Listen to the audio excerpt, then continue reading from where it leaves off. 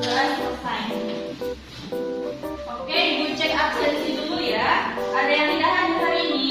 Hadir semua, Bu. Oke, bagus hadir semua. Baik, sebelum kita masuk ke materi ini mau nanya, kalian pasti tahu kan tentang COVID-19? Tahu. Nah, bagaimana virus ini dapat menular dari satu orang ke orang lain dan berkembang di dalam tubuh manusia? Ada yang bisa menjawab? Tentang boleh, tuh. Ada lagi? Berbicara depan oh, betul. Ya, betul. Makan dengan orang yang terkena COVID. Betul. Ada lagi? Tidak menjaga jarak, Bu. Betul. Coba yang mau satu orang deh jawab yang secara rinci ya. Coba Kalisa. Baik, Bu.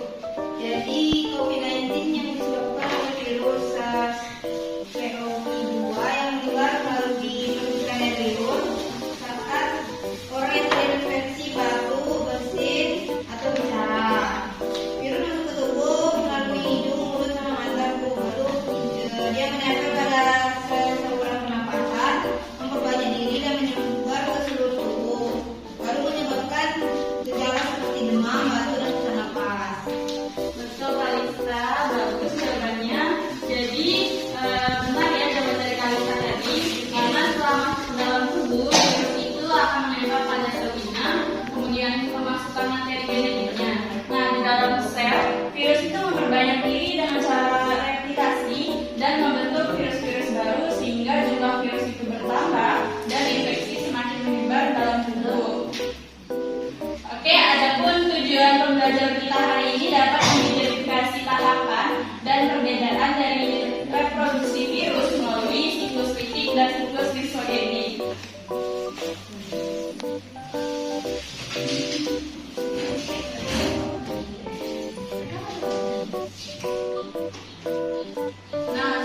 Nah, di sini ada pendahuluan ya. Virus itu secara umum hanya terdiri dari asam nukleat dan protein kapsid. Nah, hal ini menunjukkan bahwa tubuh virus bukan merupakan sebuah sel yang memiliki membran sel, sitoplasma, asam nukleat, dan ribosom. Kita semua itu kan tahu ya, unit terkecil dari makhluk hidup itu adalah sel. Namun, virus itu tidak memiliki komponen sel selain asam nukleat. Jadi, dengan demikian dilihat dari strukturnya, virus itu bukanlah bagian dari makhluk hidup. Nah, langsung masuk ya ke reproduksi virus. Satu-satunya ciri makhluk hidup yang dimiliki oleh virus itu adalah kemampuannya untuk bereproduksi.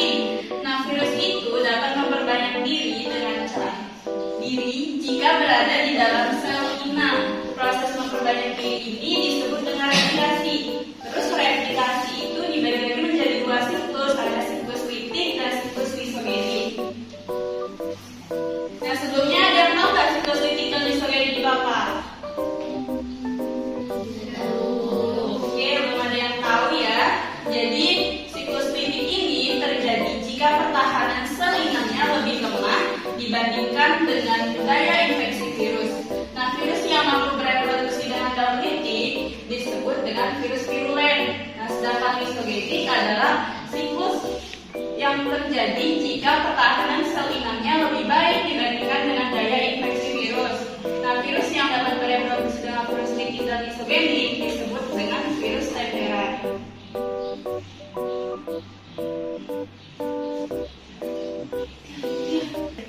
Nah, masuk ke siklus litik, tahapan pada siklus litik itu ada 5, ada absorpsi, penetrasi, sintesis, dan replikasi.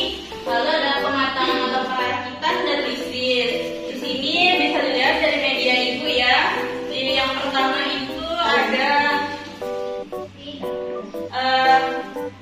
absorpsi atau penempelan, di mana virus ini menempel pada permukaan sel inang dengan mengenali reseptor khusus di membran sel.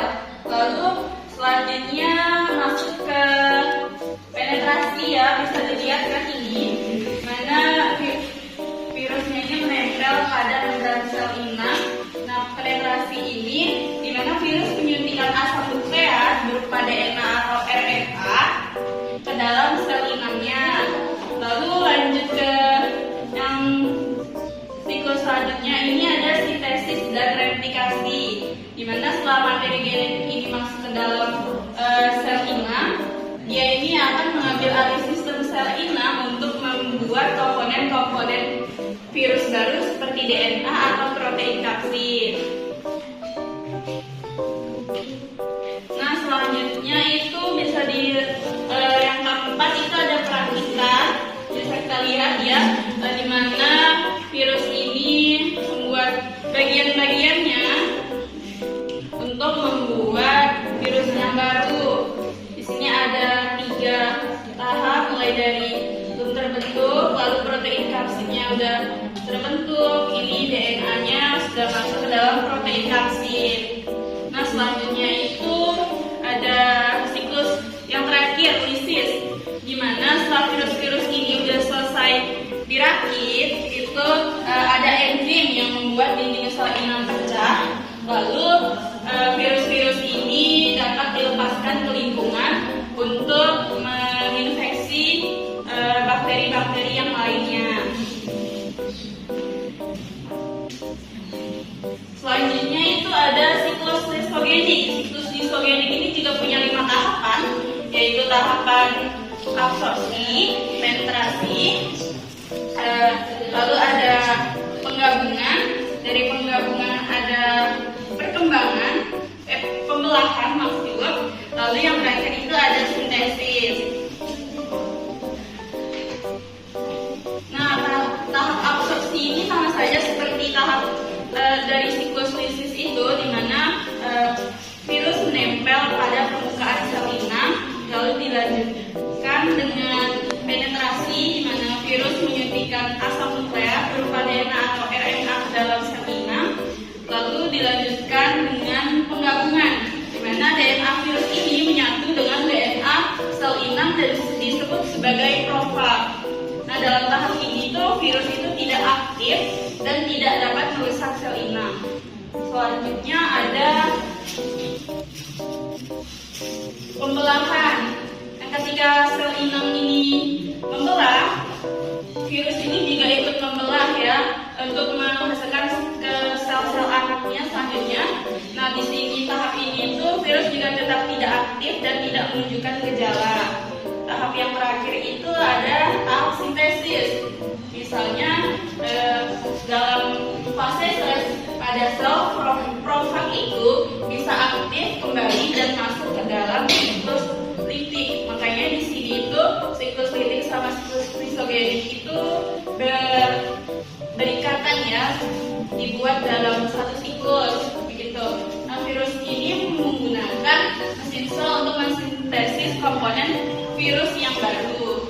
Baik, di sini bisa dilihat ya contoh dari siklus litik itu ada virus coronavirus, ada dari rhinovirus, terus parainfluenza, rotavirus, dan rabies virus. Nah, sedangkan untuk virus yang mengalami siklus lisogenik itu ada virus herpes, HIV, HPV, adenovirus, dan hepatitis B.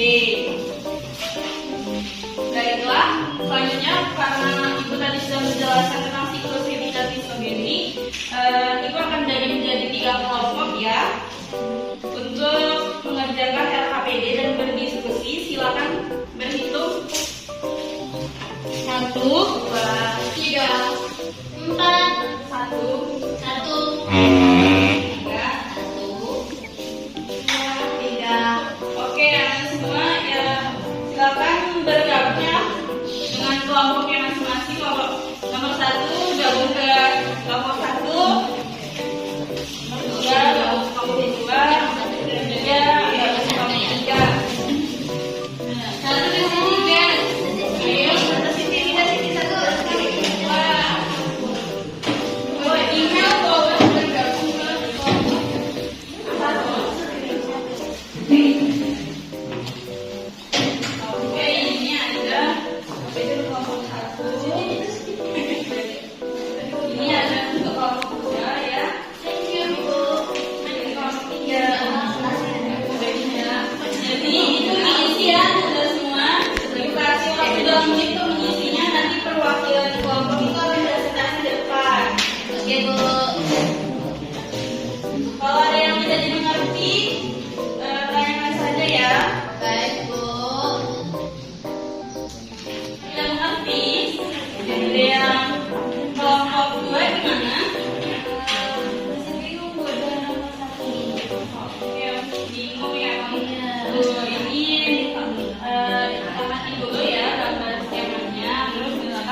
kalian lihat perbedaan dari sini itu ada apa ya? Jadi isi.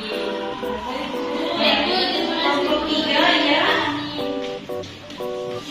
Ada yang tidak dimengerti kelompok 3.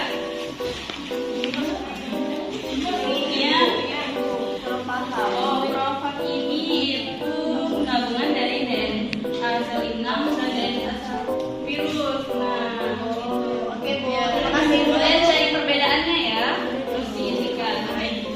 Kelompok 1 ada kesulitan?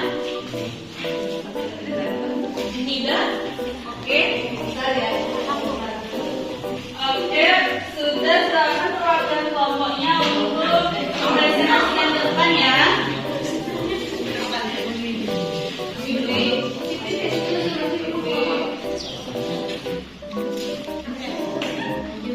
Ayo kelompok 1.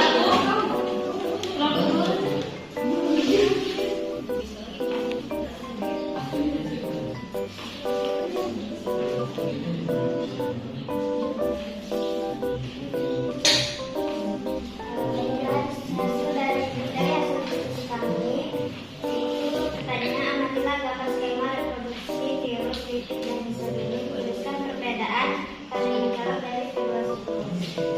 Nah, perbedaan kalian mencolok dari kedua siklus adalah siklus titik langsung menghasilkan sel inang setelah virus memperbanyak virus, sedangkan siklus sel ini tidak langsung merusak sel inang karena hanya virus menyatu dengan DNA sel inang dan bereplikasi bersama tanpa menghasilkan sel.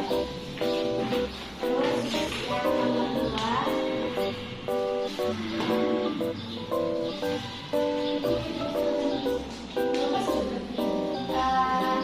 yang nomor 1 itu proses virus melekat pada sel inang di siklus titik dan disegenik. Itu ada titik dan disegenik, terus nama tahapannya itu absorpsi. Terus DNA virus menyatu dengan DNA sel inang, itu disegenik. Nama tahapannya itu pembukaan atau intikasi.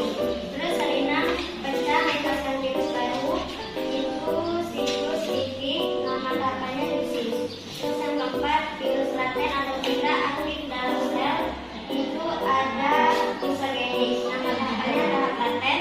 Terus yang kelima, pembentukan virus baru di sitoplasma, itu namanya siklus titik.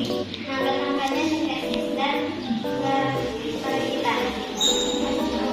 Baik, terima kasih kelompok 1. Jawabannya bagus sekali ya. Berikan tepuk tangan kelompok 1. Selanjutnya kelompok 2.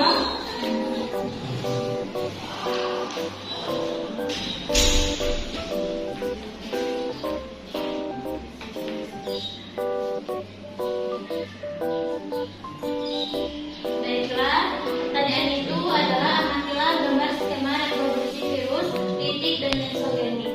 Tuliskan perbedaan pada mencolok dari kedua siklus. Nah, jadi perbedaan utama antara daur titik dan daur isogenik terletak pada cara virus memperbanyak diri dan dampaknya terhadap sel inang. Siklus titik, virus segera mengaktif sel inang, membuat saluran virus baru menghasilkan menesis sel inang untuk melepaskan virus-virus tersebut. Baik, terima kasih kelompok 2. Berikan tepuk tangan untuk kelompok 2. Selanjutnya kelompok 3.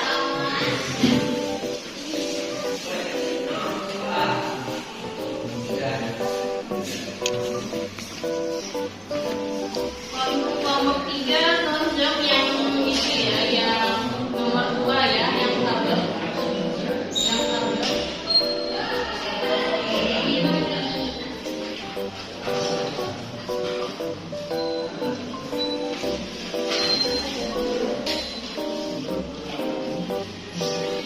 Jadi, kelompok 3 akan menjawab dari pertanyaan. Isilah tabel berikut dengan menentukan dan nama-nama apa yang terjadi. Jawabannya, perbedaan paling mencolok antara daur titik dan daur isogenik terletak pada proses dan hasil akhirnya. Siklus titik adalah siklus aktif, di mana virus dalam memanfaatkan mesin sel inang untuk mensintesis bagian-bagian tubuhnya, beraktif virus-virus baru, lalu menyebabkan sel inang pecah atau lysis, sehingga virus-virus baru dilepaskan ke lingkungan. Proses ini menyebabkan kematian sel inang dalam waktu singkat. Sebaliknya, dalam siklus isogenik, DNA virus menyatu dengan DNA sel inang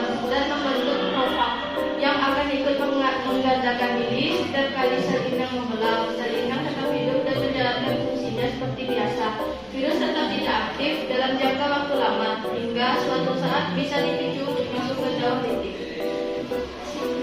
Baik, bagus jawaban kelompok 3 benar ya. Berikan tepuk kelompok 3. Nah, tadi kan sudah sama-sama kita ketahui ya mengenai reproduksi virus. Nah, Anda semua ada yang ingin ditanyakan lagi mengenai materi reproduksi virus? Tidak ada ibu yang ingin bertanya ya. Ini untuk pertanyaan refleksi. Apa saja tahapan siklus litik dan tahapan siklus lisogenik? Ada yang bisa jawab? Tidak. Kalau gitu coba Arani sebutkan tahapan dari siklus litik. Tahapan yang pertama ada absorpsi, yang kedua ada penetrasi, yang ketiga ada sintesis dan replikasi, yang keempat pemasangan atau pelanjutan, dan yang terakhir yaitu analisis. Baik, terima kasih Rani, jawabannya benar ya. Terus untuk tahapan lisogenik coba Alia.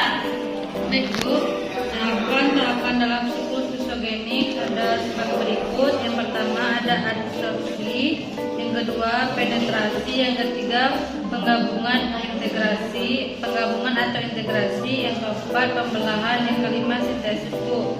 Baik, benar jawabannya Alia. Terima kasih Alia. Oke, selanjutnya ada yang bisa lagi buat kesimpulan? Saya Bu, boleh Siti.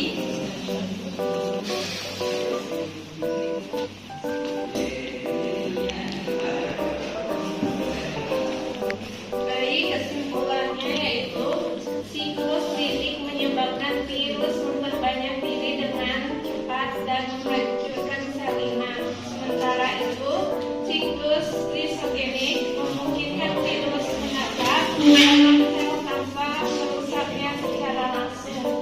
Baik, terima kasih Siti. Jadi virus itu dapat berkembang biak melalui dua jenis siklus ya, ada siklus litik sama lisogenik.